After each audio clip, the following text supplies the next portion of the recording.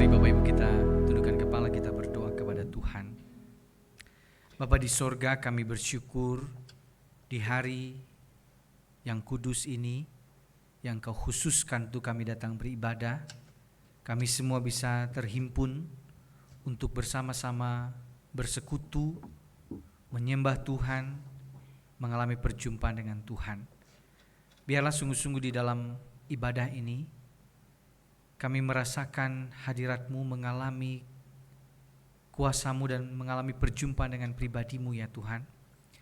Berikan kepada kami hati yang sungguh-sungguh mau berfokus untuk mengerti kehendak-Mu dalam hidup kami. Secara khusus di dalam pembacaan dan perenungan kami akan firman-Mu, tolong supaya kami dapat mengerti kebenaran firman-Mu. Roh Kudus menolong kami untuk memahami kedalaman akan kuasa firman Tuhan. Dan bukan hanya itu saja, tetapi firman-Mu mengubah hidup kami. Dan kami sama-sama berjuang untuk melakukannya dalam kehidupan kami. Ya Tuhan, hamba-Mu juga memohon kepada-Mu, biarlah Engkau memberikan kekuatan dalam segala keterbatasan, kekurangan.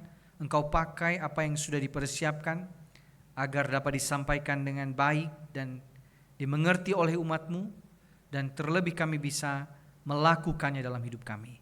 Ini doa kami di dalam nama Tuhan Yesus Kristus, Tuhan dan Juru Selamat kami yang hidup. Kami berdoa, amin. Shalom Bapak Ibu Saudara-saudari.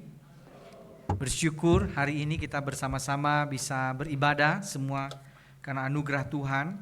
Secara khusus saudara-saudara, satu kebaikan yang kita rasakan minggu lalu, situasinya tidak seperti saat ini, dan kita terus doakan ya supaya keadaan bangsa kita terus membaik, terus pulih, dan kita bisa sama-sama bisa beribadah. Saudara-saudara, kita akan melanjutkan hari ini khotbah dari 10 hukum Allah, dan kita akan bersama-sama hari ini belajar dari hukum yang ke-8, yaitu jangan mencuri. Nah, kita akan sama-sama baca Bapak Ibu Saudara dari hukum pertama sampai hukum yang ke-8 ini. Kita ingat lagi apa hukum-hukum yang pernah kita pelajari. Saya akan tampilkan di slide, kita baca sama-sama. Bapak Ibu silakan baca mulai dari hukum pertama, hukum kedua gitu ya. 1, 2, 3. Hukum pertama, akulah Tuhan Allahmu yang membawa engkau keluar dari tanah Mesir, dari tempat perbudakan. Jangan ada padamu ilah lain di hadapanku. Hukum kedua, jangan membuat bagimu berhala yang menyerupai apapun yang ada di langit di atas, atau yang ada di bumi di bawah, atau yang ada di dalam air di bawah bumi. Jangan sujud menyembahnya atau beribadah kepadanya, sebab aku Tuhan Allahmu adalah Allah yang cemburu, yang membalaskan kesalahan bapa kepada anak-anaknya sampai kepada keturunan yang ketiga dan keempat dari orang-orang yang membenci aku. Tetapi aku menunjukkan kasih setia kepada beribu-ribu keturunan, kepada mereka yang mengasihi aku dan yang berpegang pada perintah-perintahku.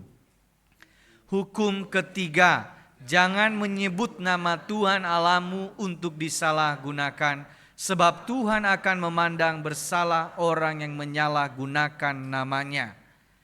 Hukum keempat, ingatlah dan kuduskanlah hari Sabat. 6 hari lamanya engkau akan bekerja dan melakukan segala pekerjaanmu. Tetapi hari ke-7 adalah hari Sabat bagi Tuhan Allahmu. Jangan melakukan pekerjaan apapun, engkau, anakmu laki-laki atau perempuan, hambamu laki-laki atau perempuan, hewanmu ataupun pendatang di dalam kotamu. Sebab 6 hari lamanya Tuhan menjadikan langit dan bumi, laut dan segala isinya, dan Ia berhenti pada hari ke-7. Itulah sebabnya Tuhan memberkati hari Sabat dan menguduskannya. Hukum kelima, hormatilah ayahmu dan ibumu, supaya kamu hidup lama di tanah yang diberikan Tuhan Allahmu kepadamu. Hukum ke-6, jangan membunuh. Hukum ke-7, jangan berzina. Hukum ke-8, jangan mencuri. Sedemikian jauh pembacaan firman Tuhan Bapak Ibu Saudara-saudari. Hukum ke-8, jangan mencuri. Tadi di awal Bu Karolin memberikan pendahuluan tentang kondisi bangsa ini, penjarahan yang terjadi. Dan saya pikir saudara-saudara, waktu kita berkata apa artinya larangan jangan mencuri, mudah bagi kita memahaminya karena ini yang terjadi saat ini, saudara. Kalau kita melihat kondisi bangsa kita saat ini, apa yang terjadi sudah ada contohnya. Ya, berita berseliweran saudara-saudara, kisah tentang rumah-rumah pejabat, rumah menteri dijarah. Ya, hanya di Indonesia Iron Man itu saudara tidak ada lagi powernya saudara-saudara ya. Bapak Ibu saudara-saudari, hal yang paling menyedihkan adalah ketika video-video yang muncul itu saudara-saudara, orang dengan cengengesan saudara. Ketika habis menjarah, orang lalu berkata, "Kamu dapat apa?" Dengan ceria dia berkata, "Saya dapat tas, saya dapat jam." Lalu yang lain berkata, "Cair, cair."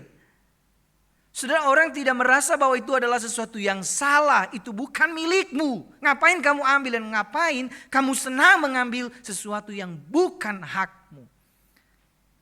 Dan belum lagi yang terjadi kepada para pejabat-pejabat kita. Sama aja kan kelakuannya. Saudara, ketahuan korupsi dan masih bisa senyum-senyum, mengangkat jempol di kamera. Dan merasa bahwa korupsi uang, miliaran uang rakyat yang bukan haknya, itu adalah sesuatu yang biasa. Dan ini sesuatu yang sangat menyedihkan dan ini terjadi di sekitar kita, di negeri ini. Dan inilah sebenarnya alasan kenapa kondisi bangsa ini secara khusus beberapa waktu yang lalu itu menjadi gelombang demonstrasi besar. Karena ada hal yang rusak yang sedang menjadi persoalan di tengah-tengah negeri ini. Namun Bapak Ibu Saudara-saudara, ini hanya sebagian kecil dari contoh wujud pelanggaran hukum ke-8 ini. Ketika kita belajar lebih dalam apa artinya jangan mencuri ini, saudara, kita tahu akan banyak aspek yang lebih dalam, lebih luas lagi. Dan waktu kita belajar, kita akan semakin sadar juga bahwa kita tidak lebih baik dari mereka. Para pencuri-pencuri ini. Saudara-saudara, apa maksudnya mencuri? Mencuri atau bahasa aslinya ganaf adalah mengambil sesuatu yang bukan milik kita. Baik secara diam-diam, curang, ataupun dengan paksaan. Sederhana ya, mengambil sesuatu yang bukan milik kita. Definisinya sederhana, tetapi waktu kita mendalaminya tidak sesederhana definisinya, saudara. Bapak Ibu Saudara, yang pertama kita harus mengerti bahwa mencuri ini erat kaitannya dengan konsep hak milik terlebih dahulu. Ya. Jadi larangan ini erat kaitannya dengan konsep kepemilikan. Di dalam kedaulatan Tuhan semua orang punya bagian porsinya masing-masing dalam hal soal harta, soal uang, soal properti, semua punya hak dan semua beda-beda. Tidak bisa disamakan semuanya. Dan itu adalah titipan Tuhan bagi masing-masing orang sesuai dengan kemampuannya masing-masing. Ada yang berkelimpahan, ada yang berkecukupan dan itu punya porsinya masing-masing. Namun saudara, hal yang harus kita sadari, apapun yang kita miliki, seberapapun besar yang kita miliki, ingat semuanya adalah milik Allah, dititipkan kepada kita, dikelola dengan baik untuk pekerjaan Tuhan, untuk membantu orang-orang yang membutuhkan. Jadi ini adalah titipan dari Tuhan. Kita ini cuma bendahara Tuhan dan kita kelola apa pemberian Tuhan untuk pekerjaan-pekerjaan Tuhan. Dan tentu saja dalam hal kepemilikan masing-masing orang punya tanggung jawab. Ya, makanya tadi bekerja, harus bekerja. Kalau tidak bekerja tidak makan. Jadi harus rajin, harus ada tanggung jawabnya di dalam bekerja untuk mendapatkan sesuatu. Namun terkait hal ini ada larangan dari Tuhan. Kalau mau mendapatkan sesuatu, mendapatkan uang, mendapatkan harta, ingat jangan mencuri. Jangan mengambil yang bukan hakmu. Lalu yang kedua, saudara-saudara, hormati hak orang lain. Jangan ambil yang bukan hakmu dan hormati dia punya hak, dia berhak untuk sesuatu yang dia miliki dan jangan ganggu haknya, itu haknya. Lalu kemudian yang ketiga, kita diingatkan bahwa kalau mau dapatkan sesuatu, dapatkan itu dengan cara-cara yang benar. Jangan cara-cara yang tidak benar, jangan cara-cara yang licik, yang jahat, yang tidak berkenan di hadapan Tuhan. Oleh karena itu saudara-saudara, waktu bicara tentang dosa mencuri itu erat kaitannya dengan hak kepemilikan. Masing-masing orang punya porsinya, tetapi ini di dalam lingkaran ini. Ingat ini, jangan curi, hormati hak orang lain dan dapatkan semua hartamu dengan cara yang benar. Tetapi kenapa masuk di dalam 10 hukum? Pertanyaannya begitu ya. Kok bisa masuk di dalam 10 hukum? Nah saudara-saudara, ini karena memang dosa mencuri ini adalah dosa yang berbahaya dan ini bisa jadi akibat atau sebab, ya. Dan waktu dia jadi akibat, dia ini punya sahabat. Jadi waktu bicara dalam Alkitab, dosa mencuri ini tidak berdiri sendiri. Dia selalu punya besti-besti, saudara, ya. Ada berdusta, ada berzina, ada membunuh. Jadi selalu waktu dibicarakan dalam Alkitab, dosa ini selalu ya berpegangan, ya bergandengan dengan sahabat-sahabatnya yang lain. Entah dia jadi sebab atau akibat. Ya, jadi gara-gara mencuri akhirnya dia membunuh. Atau gara-gara dia berzina akhirnya dia mencuri data-data supaya tidak ketangkap begitu. Jadi saudara-saudara, begitu berbahayanya dan beresikonya sangat besar mempengaruhi kehidupan bermasyarakat. Makanya ini sesuatu yang penting untuk dibahas dan dimasukkan di dalam 10 hukum. Lalu pertanyaannya, apa saja wujud pelanggaran terhadap hukum ke-8 jangan mencuri ini? Ada banyak saudara, tapi saya bagi dalam 3 wujud ya. Yang pertama Bapak Ibu, wujud pelanggarannya kita nanti akan bahas berkaitan dengan sesama manusia. Yang kedua berkaitan dengan pekerjaan atau studi. Yang ketiga berkaitan dengan Tuhan. Ya, kita bahas satu-satu. Apa saja wujud pelanggaran hukum ke-8? Pertama berkaitan dengan sesama. Hal yang paling pertama adalah kita tahu wujud pelanggaran dari hukum ini yaitu mengambil harta orang lain secara sengaja dengan paksaan. Ya, misalnya saudara, contoh-contohnya orang maling, orang menjarah, orang merampok, orang membegal, orang mencopet, orang mencuri data pribadi, KTP, kredit card dan lain-lain untuk kepentingan dirinya sendiri, itu mencuri.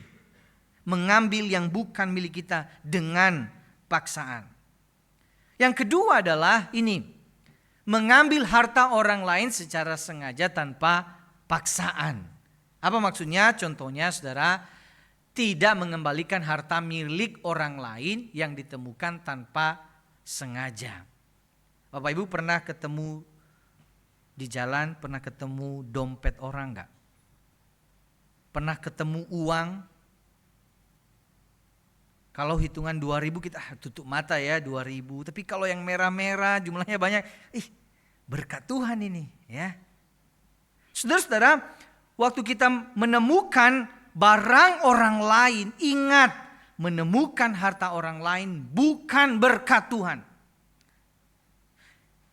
Ini bukan hak kita, jadi selalu ini bukan hak saya dan saya harus mengembalikannya. Ya kalau misalnya ini gak jelas punya siapa, tunggu beberapa lama. Tunggu dulu, simpan dulu selama beberapa waktu, jangan digunakan. Itu bukan hak kita. Ya, kalau benar-benar tidak tahu ini milik siapa nanti saudara-saudara, ada yang mengusulkan, seorang teolog berkata, lebih baik gunakan itu untuk pekerjaan-pekerjaan saleh, pekerjaan-pekerjaan amal. Bukan gunakan untuk kepribadianmu. Karena itu bukan milikmu, bukan milikmu. Ya saudara-saudara, di dalam Keluaran 23 ayat 4, saya kutip di sini. Dikatakan di sana begini, apabila engkau menemukan lembu musuhmu atau keledainya yang tersesat, segeralah kembalikan binatang itu kepadanya. Nah ini perhatikan ya, kalau menemukan lembu musuhmu, musuh loh ini. Kalau lembu kawan kan kita tahu, ini kawan saya balikin daripada dia susah. Ini lembu musuh, nah ini musuh orang kita tidak sukai. Kalau orang kita tidak sukai, nah rasain kamu.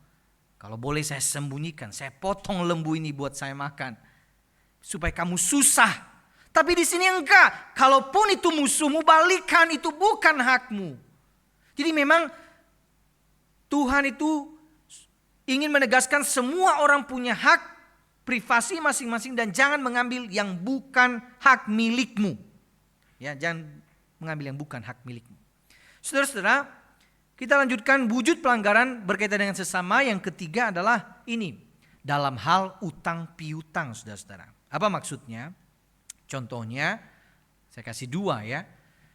Memberi pinjaman kepada orang kecil dengan bunga yang sangat tinggi. Itu dilarang di dalam Alkitab. Ya, bukan berarti bunga itu tidak boleh ya dalam konteks bisnis ya. Orang bisa diputerin lagi untuk pekerjaan dan bisa dikembalikan. Itu masih diperbolehkan. Tetapi kalau dipinjamkan ke orang, diminta bunga yang sangat tinggi sampai mencekik orang itu dianggap sebagai penindasan kepada orang kecil. Lalu kemudian dalam hal utang piutang, saudara tidak membayar hutang. Itu dianggap sebagai pencurian. Nah saudara-saudara, di dunia ini, di Indonesia, di kalangan masyarakat itu, kalau soal menagih hutang itu kan banyak sekali dramanya. Benar Bapak Ibu? Dramanya menagih hutang, misalnya saya temukan meme seperti ini saudara ya. Ada orang kalau datang sama kita ya, ketika ngutang itu wajahnya seperti polos, begitu kayak kucing polos. Tapi waktu ditagih dia menyeramkan begitu. Ya. Lalu kemudian ada orang-orang yang memberi, mana jadi kebalikan ya, yang memberi pinjaman kayak ngemis-ngemis, ya kayak Squidward begitu ya. Sedangkan yang meminjam kayak SpongeBob foya-foya begitu, ya. Ini yang minjamin kok malah hidupnya mewah-mewahan, hutangnya nggak dibayar. Atau saudara-saudara, ada orang-orang ya penuh dengan drama hutang ini, waktu diskusi hutang pemerintah, korupsi di mana-mana, dia vokal sekali ngomong. Tapi diskusi hutang sendiri, ya dia malu-malu saudara-saudara. Waduh, kapan-kapan deh bayar hutang begitu. Maka saudara-saudara, bicara soal hutang, piutang ini seringkali jadi persoalan. Ya, orang datang kadang-kadang memelas janji nanti dikembalikan, dikasih waktunya, tapi waktu ditagih banyak sekali alasannya. Bapak Ibu alamin? Ada lagunya kan, kalau ditagih hutangnya. Nanti dia nyanyi begini. Jika tidak hari ini, mungkin minggu depan. Jika bukan minggu ini, mungkin bulan depan. Jika tidak bulan ini, mungkin tahun depan. Dan itu lagu kalau dilanjutkan sampai kiamat, saudara-saudara. Orang itu gak bayar-bayar. Saudara-saudara, ada banyak drama, tetapi Alkitab mengajarkan kita tentang hutang piutang ini seperti ini. Saya kutip ayat tadi, saudara. Yang pertama, Keluaran 22 ayat 25. Kita baca Keluaran 22 ayat 25 yang di atas 1, 2, 3. Jika engkau meminjamkan uang kepada salah seorang dari umatku, orang yang miskin di antaramu, maka janganlah engkau berlaku sebagai seorang penagih utang terhadap dia. Janganlah kamu bebankan bunga uang kepadanya. Ini tadi soal bunga ya. Karena mencekik, membuat orang tertindas ya. Pinjamnya cuma 10 juta, bayarnya harus 50 juta, pada akhirnya itu menindas orang miskin. Jadi kita yang punya uang sebaiknya kita harus punya ya kepekaan sosial dalam hal ini. Tapi Mazmur 37 ayat 21, baca sama-sama 1, 2, 3. Orang fasik meminjam dan tidak membayar kembali, tetapi orang benar adalah pengasih dan pemurah. Saudara, Alkitab mengatakan orang pinjam gak bayar lagi disebut orang fasik, kata Tuhan. Dan Tuhan tidak menyukai orang-orang fasik. Saudara, kenapa? Karena itu hak milik, bukan hak milik kita. Hutang itu mesti dibayar. Kalau kita udah janji hutang, berhutang, bayar. Ya jangan pura-pura lupa, kecuali kita komunikasikan lagi. Kalau orang itu mengikhlaskan ya sudah. Puji Tuhan begitu, tapi jangan kita pura-pura melupakannya. Saudara-saudara, wujud pelanggaran hukum ke-8, tadi kita bicara dari sesama. Yang kedua adalah berkaitan dengan pekerjaan atau studi, saudara. Dalam pekerjaan, ini contohnya. Pertama, saudara tidak jujur dalam berdagang. Ya, dan ini dalam konteks berdagang, Ya, saudara pernah satu video ada yang petani karet ya, waktu jual karet-karetnya, wah sudah ada banyak macam-macam ya divideokan. Ada orang yang kasih batu di dalam supaya lebih berat. Ada orang yang supaya ketahuan dikasih es batu, jadi dibikin lebih berat. Pas dibongkar kok air semua, ya. Ada yang kasih kelapa lah segala macam. Jadi makin berat kan. Dan ini kan sesuatu yang menipu, tidak jujur, ya. Apalagi bicara soal timbangan, harusnya ukurannya seperti ini, tapi sengaja dibikin kecurangan ya untuk menambah keuntungan pribadi. Ya, jadi dalam konteks berdagang, ya, apalagi kalau kita menjual produk tertentu, kita bilang, "Oh, ini asli yang terbaik ini." Tapi itu KW kesekian. Nah, itu sesuatu yang kalau kita tidak jujur bicara di awal, itu kita sedang melanggar hukum ini. Yang kedua adalah memalsukan barang untuk kepentingan pribadi. Yaitu masuk dalam hukum ini, lalu memalsukan data. Misalnya menaikkan bond, ya kita disuruh di dalam pekerjaan ini harganya sekian, kita naikkan bondnya, atau kita minta kwitansi kosong, ya supaya kita dapat uang lebih dan itu buat diri kita, dan itu melanggar hukum ke-8 ini. Ya, korupsi, ya, penggelembungan dana, ini yang terjadi sekarang ini, saudara-saudara. Ya, budgetnya bukan segitu dan orang menggelembungkan dananya, atau merugikan rekan bisnis. Atau menjadi penadah barang curian. Jadi orang mencuri sesuatu lalu kita memfasilitasinya, kita membelinya, kita menjualnya lagi. Itu juga sudah melanggar hukum ini dalam konteks berbisnis. Atau tidak membayarkan upah yang menjadi hak pekerja. Udah ada perjanjian, haknya harusnya segini. Tapi waktu pembayaran upah kita tidak berikan. Itu juga melanggar hukum ini. Dan yang terakhir dalam konteks bekerja, orang yang malas bekerja, menyalahgunakan waktunya bekerja juga melanggar hukum ini. Kenapa? Dia kan diberikan hak ya untuk bekerja dengan baik, tetapi dia bermalas-malasan di dalam melakukannya, maka itu juga menyalahi hukum yang ke-8 ini. Saudara, yang kedua dalam konteks studi, ya, sebagian kita ada yang masih studi di sini. Saudara, dalam konteks studi adalah tidak jujur dalam ujian atau mengerjakan tugas, menyontek, melakukan plagiat atau menjiplak karya orang lain dan mengakuinya sebagai hak pribadi, dan juga bermalas-malasan dalam belajar, itu menjadi pelanggaran terhadap hukum ini. Nah, saudara-saudara, kalau alasannya misalnya begini, ada yang bilang begini, Pak Yunus, kalau alasannya untuk menolong orang miskin, memenuhi kebutuhan mendesak, atau untuk bertahan hidup, boleh gak mencuri? Bapak Ibu, boleh gak Bapak Ibu? Ada orang miskin yang membutuhkan, boleh gak mencuri? Untuk menolong mereka, boleh? Bu Karolin doang yang bilang enggak, yang lain mungkin ya. Boleh gak Bapak Ibu? Kita lagi kelaparan, ada orang yang lagi sakit, ada kebutuhan mendesak, boleh mencuri? Saudara, apapun alasannya, mencuri adalah mencuri. Mencuri adalah dosa. Saudara, ada satu orang yang menafsirkan dalam kisah ya Lazarus dan orang kaya, dia mengatakan begini, lebih baik saya mati seperti orang miskin ini daripada saya hidup karena mencuri. Lebih baik saya mati dalam integritas daripada saya harus hidup dan mengorbankan integritas saya, mencuri yang bukan hak saya. Jadi mencuri adalah mencuri dan mencuri adalah dosa. Jadi apapun alasannya itu adalah dosa dan tidak dibenarkan. Saudara, kita bicara wujud pelanggaran dari sesama berkaitan dengan pekerjaan atau studi. Dan yang ketiga, wujud pelanggaran berkaitan dengan Tuhan. Ya, dalam hal apa saudara? Jadi memang kalau kita evaluasi, bisa jadi saya juga melakukannya ya. Dalam hal uang atau harta, contohnya begini saudara. Dalam Maleakhi ada istilah begini ya, merampok Tuhan dengan tidak memberi persepuluhan.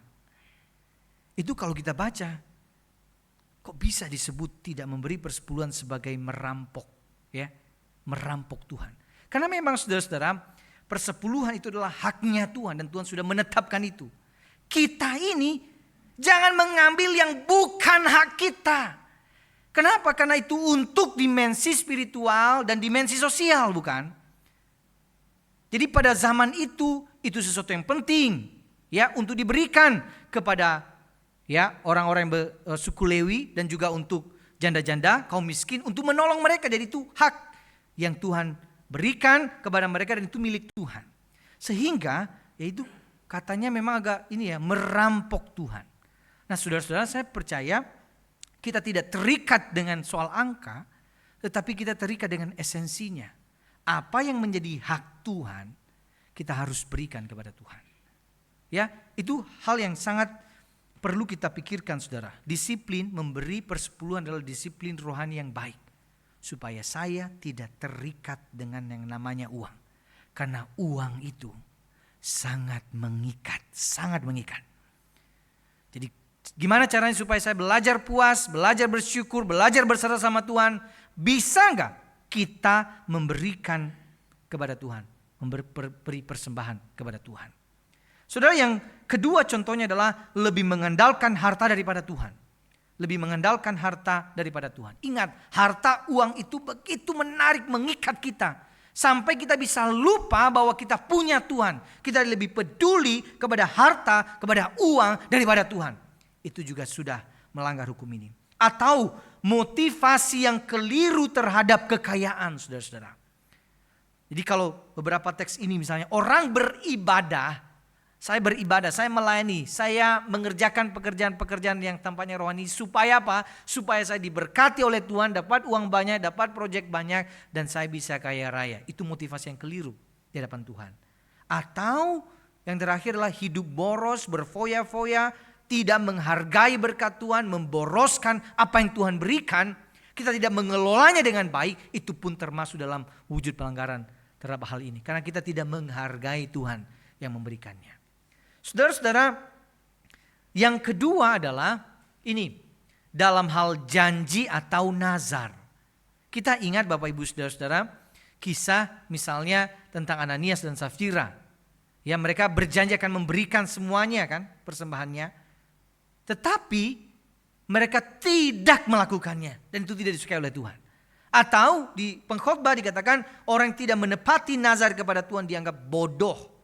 Dan memang kalau kita berjanji sama Tuhan harus ditepati. Kadang-kadang kita ini asal ngomong ya. Tuhan, kalau saya sembuh nanti saya akan melakukan ini, saya akan memberikan ini. Habis itu udah sembuh kita lupa. Jadi saudara pikir-pikir dengan baik-baik ketika kita bicara berjanji sama Tuhan. Karena kalau kita tidak menepatinya kita telah menyakiti hati Tuhan. Kemudian saudara, dalam hal pelayanan ini juga berkaitan ya, pelanggaran hukum ini. Apa contohnya? Yang pertama saudara, menahan yang menjadi milik Allah seperti waktu, talenta, karunia yang Tuhan percayakan untuk membangun tubuh Kristus. Kita punya karunia ini untuk membangun jemaat Tuhan. Tapi kita tidak mau memberi diri kita, memberi waktu kita, memberi pikiran kita untuk membangun tubuh Kristus. Kita mengatakan bahwa itu milik saya dan saya tidak mau memberikannya. Ingat, Tuhan berhak karena itu miliknya. Saudara adalah miliknya. Memberikan sesuatu untuk Tuhan untuk membangun tubuh Kristus adalah haknya Tuhan. Dan kalau kita tidak memberikan itu, jangan-jangan kita ini telah mencuri apa yang menjadi miliknya Tuhan. Saudara-saudara, yang kedua adalah mencuri kemuliaan Tuhan dan berfokus pada kemuliaan diri kita sendiri. Ini juga bisa menjadi persoalan. Waktu kita melayani dan motivasi kita melayani sudah bergeser dari memuliakan Tuhan. Itu sudah mencuri kemuliaan Tuhan. Banyak orang melayani bisa jadi ajang pembuktian diri. Lihat saya bisa, saya hebat. Ya, ujung-ujungnya apa saudara? Mau diakui, diterima orang lain. Ih, hebat orang itu, bagus orang itu, rohani orang itu. Nah saudara, hati-hati. Pelayanan juga bisa menipu Tuhan. Kalau ya kita sedang menipu Tuhan tapi Tuhan tidak bisa ditipu sih saudara ya. Kita dalam tanda kutip kita sedang ingin berpura-pura di hadapan Tuhan. Kita bilang ya di hadapan orang kita tampak religius sekali, tampak hidup kudus. Tapi di luar, di rumah kita nggak ada sama sekali hidup kudus-kudus saudara ya. Kita hidup dalam dosa, kita tidak mengasihi Tuhan, kita tidak berdoa, kita tidak baca firman. Kalau ada orang melayani Tuhan, tapi tidak punya waktu ngobrol sama Tuhan, siapa yang dia layani? Diri sendiri, itu indikatornya. Kalau kita melayani, saya ini jadi teguran buat saya, saudara. Saya sebagai hamba Tuhan, kalau melayani tapi saya tidak punya waktu untuk Tuhan, siapa yang saya layani? Diri saya. Kalau saudara dipercaya jadi pengurus, jadi majelis, jadi pelayan ibadah, jadi pemusik, jadi pengurus komisi, atau apapun pelayanan yang Tuhan percayakan kepada kita, tapi saudara tidak lagi punya waktu ngobrol sama yang punya pelayanan, itu sebenarnya indikator kita sedang melayani diri kita sendiri. Bahkan kita tidak nanya sama dia, kita tidak ngobrol sama dia, kita tidak punya keintiman sama dia. Dan ujung-ujungnya segala hal ini tentang saya, tentang saya. Saudara-saudara, kadangkala nih, kita ini di mulut kita kan nyanyinya begini, bagi dia segala pujian, tapi dalam hati apa? Bagi dua segala pujian, ya kan? Kadang-kadang bisa seperti itu, saudara-saudara ya. Jadi kedalaman hati kita mesti periksa betul. Ini benar-benar untuk kemuliaan Tuhan atau untuk kemuliaan diri saya sendiri. Maka ini, hukum ini ternyata kalau kita bahas bisa luas sekali maknanya. Dan waktu baca, waktu dalami kita sadar, oh Tuhan, saya tidak lebih baik dari pencuri itu. Waktu baca ini, Tuhan tegur saya, saudara-saudara. Tuhan ajar saya supaya saya bertobat lagi. Bertobat Yunus, supaya kemuliaan untuk Tuhan. Saudara-saudara, ada wujud pelanggaran. Dan yang kedua, wujud perintah dari hukum ke-8 ini. Polanya sama, kita lihat berkaitan dengan sesama, berkaitan dengan pekerjaan, dan berkaitan dengan Tuhan. Apa perintah dari hukum ke-8 ini, saudara? Yang pertama, ya, baca sama-sama 1, 2, 3. Kembalikanlah milik orang lain dan bagikanlah milik sendiri. Jadi memang untuk melakukan firman ini, kalau ada yang milik orang lain yang kita pinjam atau secara tidak sengaja kita temukan, apapun itu, jangan ditahan, saudara. Bukan milik kita, kembalikan, usahakan untuk mengembalikannya. Kembalikan harta milik orang yang dicuri, ditemukan tanpa sengaja. Kembalikan pinjaman, uang atau barang yang pernah dipinjam dari orang lain. Jangan pura-pura dilupakan. Dan yang ketiga, berbagi kepada mereka yang membutuhkan bantuan dan pertolongan. Jadi saudara coba dipikir-pikir ya. Ada gak ya barang-barang yang kita pinjam sama orang, pulpen mungkin. Pulpen itu kan itu ya barang yang sering kali hilang ya. Pulpen ya. Saudara, tapi ini hal yang sederhana yang tampaknya udahlah orang itu lupa. Kalau orang lupa, kita jangan lupa. Jadi untuk mempraktekkan firman ini, salah satunya yang bisa kita lakukan adalah jangan menahan apa yang bukan milik kita. Kalau ada tunggakan hutang tertentu, saudara, lebih baik saudara jujur ngomong sama orang itu. Saya tidak bisa bayar, saya harus jujur, saya punya kendala ini. Jadi jangan pura-pura dilupakan.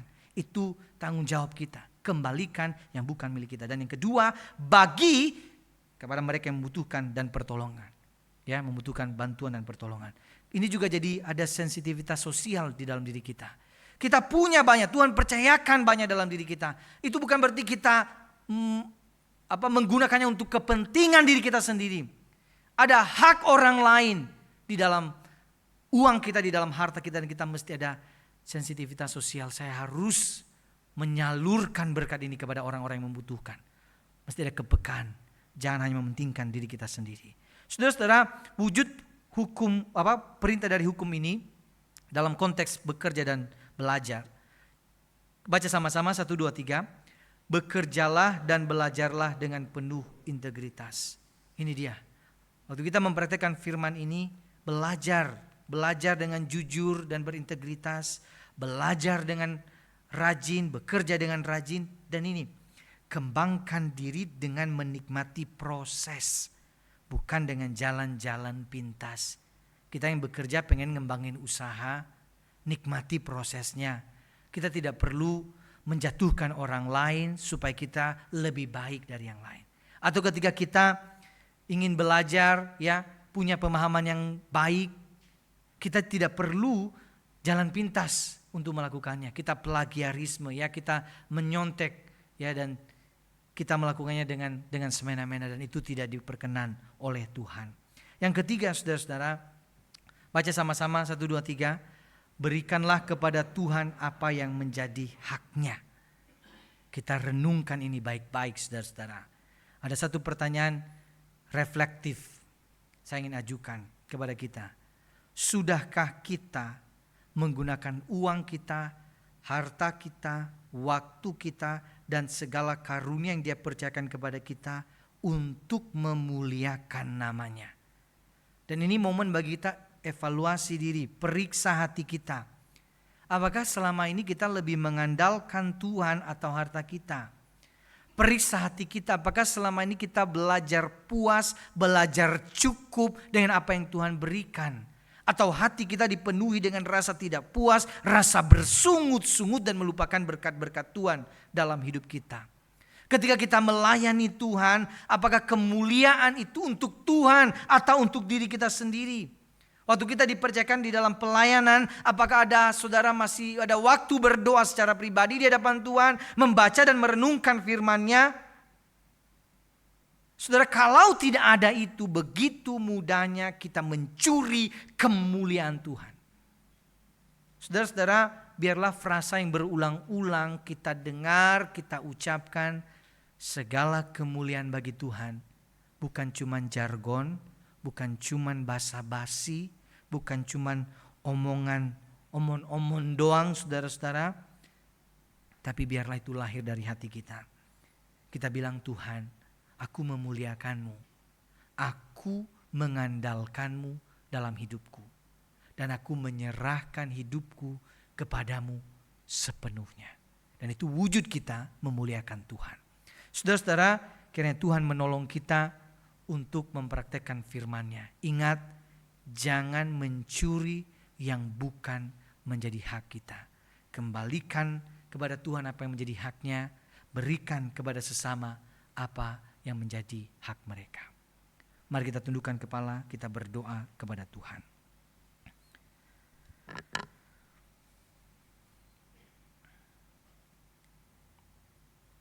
Mari kita merenungkan sejenak, saudara-saudara. Apakah yang Tuhan sampaikan kepada kita? Apakah ada teguran? Apakah ada penghiburan darinya? Beri ruang bagi Tuhan untuk berbicara secara pribadi di hatimu.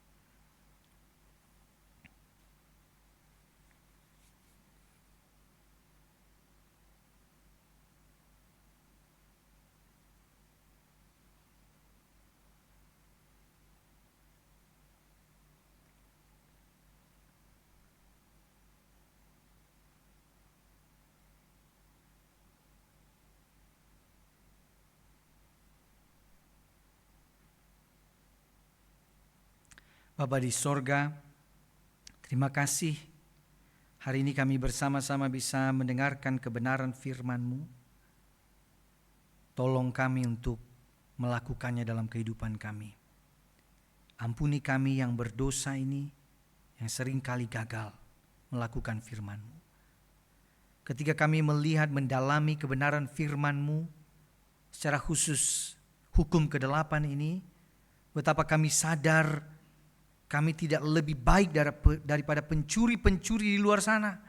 Kami menyadari bahwa kami juga adalah pencuri-pencuri yang butuh bertobat, butuh anugerah daripada Tuhan. Dan kiranya kuasa Injil Yesus Kristus, kuasa salib Kristus menolong memampukan kami untuk terus hidup di dalam kejujuran dan integritas. Terima kasih Tuhan, ini doa kami. Di dalam nama Tuhan Yesus kami berdoa dan bersyukur. Amin.